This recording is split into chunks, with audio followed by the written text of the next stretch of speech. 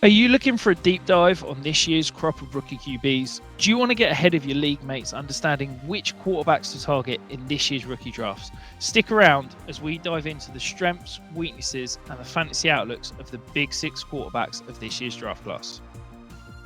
Caleb Williams, he's out of USC, 6'1", 212 pounds, had, Heisman year, phenomenal 3-year career with Lincoln Riley. What is it about Caleb Williams? You think there's some potential strengths? Where are we looking potentially?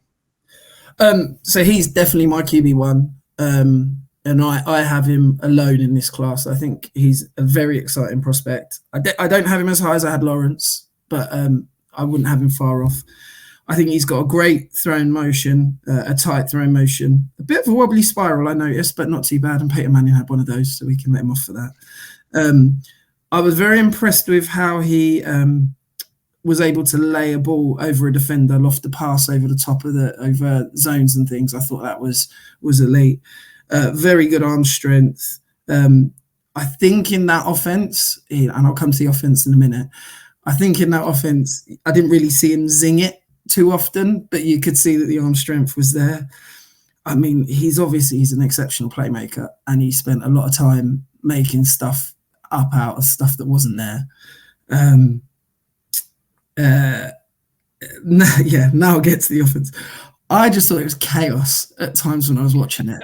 And I just wasn't quite sure what was going on. And I guess that's my biggest question with him is that offense was chaotic, and clearly the line was an issue.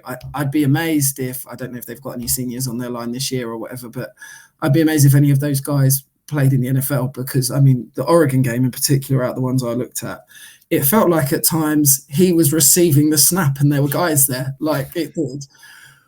But then, and I don't necessarily mean this, I know that there's been people talking about Patrick Mahomes and the comparison there, and I wouldn't want to put that on anybody, because I mean he's playing at a level that we don't see very often, so I think it's unfair to start comparing to Patrick Mahomes. But the bit that reminded me of, do you remember in the Super Bowl against the Bucks, where the Chiefs line broke down, and it felt like at times Mahomes was breaking the pocket and coming out of structure even when there wasn't pressure, but because he had no trust in the line. But it wasn't that the line had broken down on that play. And I kind of got that feeling with Caleb Williams. I thought, it's chaotic here. He's making things up. He's going out of structure almost every play, every drop back, it felt, in certain games. But I wasn't sure, was that because the line was so bad? Was that because actually he struggles to play within the structure? And you can't really get an answer with that. I mean, the older film, I went back and watched a little bit of 2022, and he seemed to be doing it more. So I'm hoping for his sake that it was the breakdown in the line and the chaos of the offense that meant that he did that. But other than that, I mean, he's an unbelievable athlete, and he's one of those, he is able to not only scramble, but obviously to keep plays alive, to make plays. Incredible improviser. Like I said, in 2022, he seemed to be better in rhythm. That was the only thing that I was a bit disappointed with watching his film this year is, I think there's 3 ways that the QBs can play, is that you play within the structure, out of structure, and as a scrambler. And he seemed to be, there was very few times when, he hit his back foot, read the open man, and got the ball out, That didn't seem to happen a lot. And the only other question mark I have is, obviously, I think he's a little under ideal size, but he seems quite thick in his body type, so I'm not worried too much about that. And, I'm sure he's got a bit of capacity to put on weight, but 6'1", 212 isn't huge, but the NFL seems to be getting smaller across the board these days, so maybe that's just something I've got to get used to. Yeah, I think I agree with you. I love Caleb Williams, and it's fun to watch. He's it is phenomenal. I agree with you on every single one of the strengths. I think the talent is very clear to see. You don't need to be an experienced fan, football watcher, film watcher, whatever, to see the talent is clear, and the playmaking ability is phenomenal. My big question mark, as you said, is that reliance on out of structure. And I think that, yes, the offensive line was an issue. Yes, he is phenomenal out of structure, but maybe I'm slightly burned by the fact I had to sit and watch Zach Wilson for 2.5 years break the pocket far too early when it was potentially clean and roll out and try to create out of structure because he didn't have the ability to sit in the pocket and create within structure. I don't think Kelly Williams is that, but it does alarm me how much of a reliance he did have on kind of creating out of structure. I mean, some numbers, he was kept clean on 66% of his dropbacks, which is low, shall we say. But the alarming thing for me is his time to throw was still 2.5 seconds when kept clean. Like that should be low 2 seconds on passes where you're kept clean. Like I get, when you're under pressure, it's his time to throw was up over 4.5. Part of that is because he's scrambling around and making plays and stuff. But I do worry that, the NFL is, it's fantastic when players can create out structure, but it is still a pass from the pocket league. And I do worry that there is a potential knock there. And if he is going to struggle, that's where he's going to struggle. I do also think that he has fantastic arm talent, but he trusts it a little bit too much sometimes. I think he tries to fit the ball into incredibly tight windows. I think he trusts himself to, make some plays downfield that are fine in college. But in the NFL, you hear it time and time again, those windows are smaller. And it might be that it's just a bit of a learning curve and it takes some time to kind of get over. But it could be that's an issue at the next level. So I am intrigued to see how that goes. And then the third thing is, I think he's a fantastic athlete. I think he's phenomenal in the QB run game as a supplement. I don't think he's going to be a big part of the QB run game. My issue is that he scrambles a lot behind the line of scrimmage, but he very rarely tucks and runs.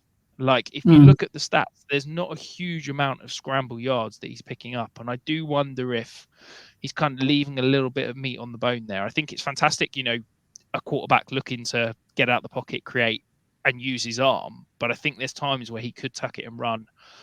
And let's be honest, for fantasy, that's hugely beneficial if he can essentially pick up some of those free yards. So I do wonder if we could see him do that potentially more at the next level as well. Yeah, I think like what you were saying there, I agree with a lot of what you said. I think with the offense, again, I was very surprised. I don't watch much USC. I don't watch anyone out the SEC. It's all Division 2 as far as I'm concerned. But I thought that I was surprised knowing the reputation that Lincoln Riley has as an offensive guru, how bad the line was, but also how he wasn't throwing to many wide open receivers.